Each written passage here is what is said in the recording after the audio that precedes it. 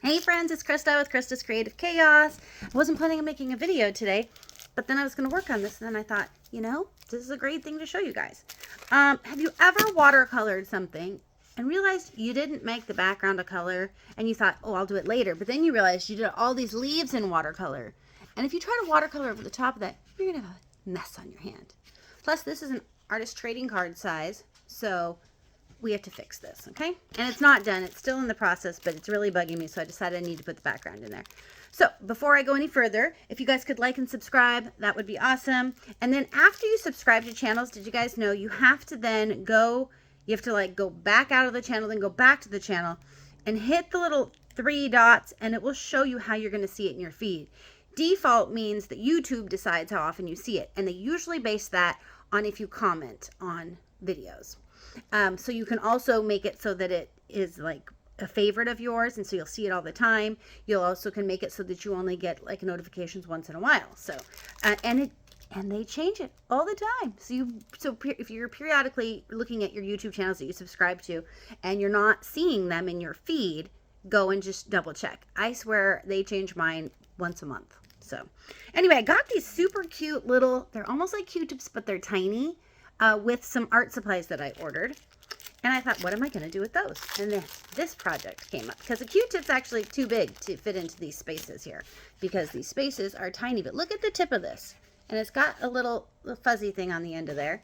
And I was like, what am I going to use that's going to mimic watercolor but not be wet? And I have these things in. They're mini metallic rub-ons. They're super duper old. Like you can tell by the price tag how old they are. And they were only $3.95 a piece when I bought them way back when. And so my things here, we're going to see if they're even going to work. Like if I can even pick up any color on this. So and I already took down the arm, you guys, that I usually use to show you my art and stuff. Because I am doing the Great Migration back to our regular house from the cabin. So I don't have things set up there yet. I will shortly. So we've got some color on here now. So I'm just going to go in here and we're going to see if this works.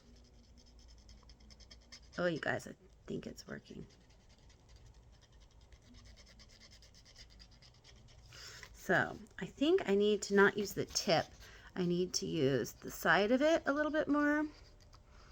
So, and when I go back to my regular house, we'll be seeing all sorts of different projects and things that I'm working on there, because I have a bigger space, well, a little bit bigger space. And then this last weekend, extended weekend, we had company, and so she was staying in my art's our aunt, and she was staying in my art studio, which was you guys, I had so much stuff in there. I had to take carloads back to the other house, but she loved staying in there, she said, because she said there was so much to look at. So that's kind of fun.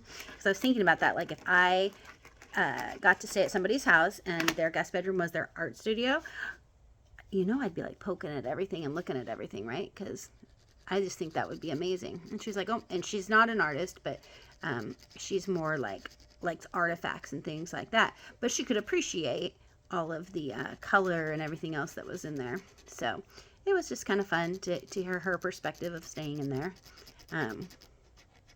Okay, oh, you guys, this is turning out really well. I'm really excited. I was not expecting this to work so well. And these metallic rub-ons are not really moist anymore. They used to be creamy. So look, it's actually working pretty good to get that in there. And I'm thinking when I'm all done, I'll go over it with a Q-tip just to buff it out a little bit more. So this is one way you can put backgrounds in after the fact.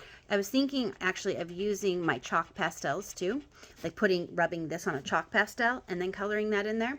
The only thing you want to remember is if you're doing an artist trading card or something where you're going to be mailing it to somebody, you want to spray it with a workable fixative or like a permanent fixative on top. I usually do workable fixative because that way it holds things down without like saying I'm done, because a lot of times we come back to things and we think I'm going to put another layer on that. So the workable fixative will still allow you to put different mediums on top. So anyway, it was just a quick little video for you today. I just wanted to show you that. Let me know in the comments, please, what do you do if you've ever run into this problem where you can't put watercolor as your background? What do you use? All the ideas are great. And then my other question is, do you see this little knot that I put in the tree here? I'm trying to decide, do I make eyeballs looking outside of the knot, like there's a squirrel in there or something, or an owl? And then my other question is, I'm thinking about putting a little heart on here. So this is for a thankful swap. I'm hosting a thankful swap. If you want details, comment below. And so the branches, I'm going to take a fine liner and I'm going to write on the branches different things that I'm thankful for. And so I think I'm also going to put a heart on here, like somebody carved into the tree with my initials and my husband's initials. Oh, so sweet. Anyway, okay, you guys, I hope you're doing good. And this is how the card started. So, hope you're doing good. Like and subscribe. Comment below. Tell me all the things.